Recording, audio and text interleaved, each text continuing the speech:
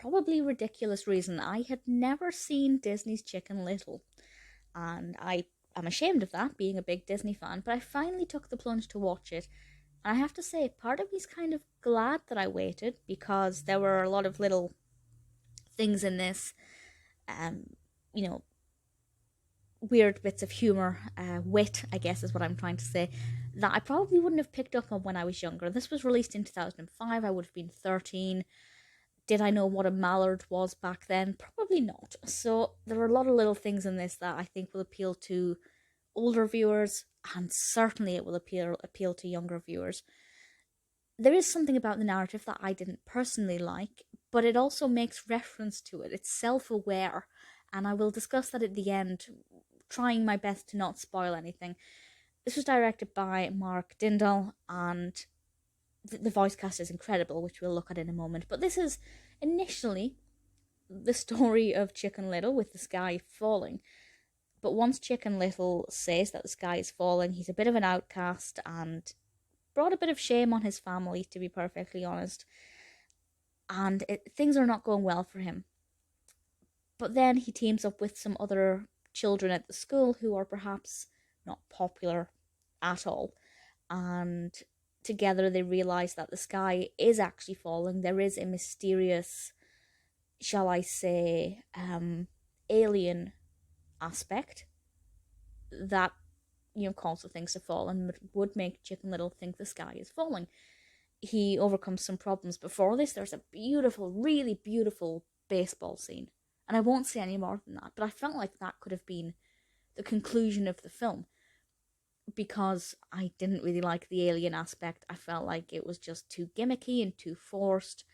Visually, yeah, it was a lot of fun, and we had some really great dialogue, and there's a great discourse between the two families. I can't say any more than that without giving away too much, but that we got a lot of humor out of it. But I don't think the story of Chicken Little and aliens, Disney aliens, fit very well together. So for me, I wasn't that bothered by that aspect of it, but it actually takes quite a while to get into that, even though it's like the main point of the narrative.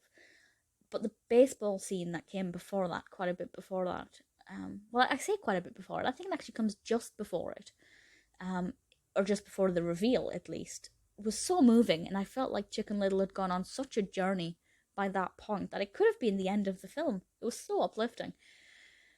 And then the whole alien aspect comes in, and I kind of lost interest a little bit, but it still remained quite funny. It is very funny. There are a lot of little things in this that I probably missed as well. I really absolutely adored it. When I said that it's self-aware, it references the fact that, there's a classic story that has been butchered and remade as something completely different. This is definitely a very fresh perspective on Chicken Little, and credit to them for doing that. They have made it a lot more contemporary and certainly speaking to the younger generation, and that's absolutely fine. The animation quality is gorgeous, and there's one character in this who I love so much, Runt of the Litter. I just love the animation style of Runt of the Litter.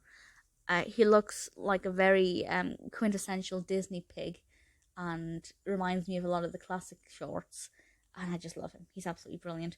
Voice cast is going to blow you away. Zach Braff is Chicken Little. Joan Cusack is Abby Mallard. Patrick Stewart voices in this. Steve Zahn, Harry Shearer, Fred Willard, Catherine O'Hara. It's just ridiculous. It's so amazing. And it's not even one of those things where they spent a fortune on the voice cast and didn't focus so much on the animation or the narrative. It does have the full package. Yep, the alien aspect doesn't speak to me personally, but the narrative they presented is very well developed and resolves itself in a really pleasing way, and it's engaging, and the animation style is really entertaining. So Chicken Little is one that took me a long time to see. 16 years, that's ridiculous. 16 years to see it. But I would say it's definitely worth the wait. It's a lot of fun. It's on Disney Plus. If you haven't seen it, check it out. I don't think you'll be disappointed.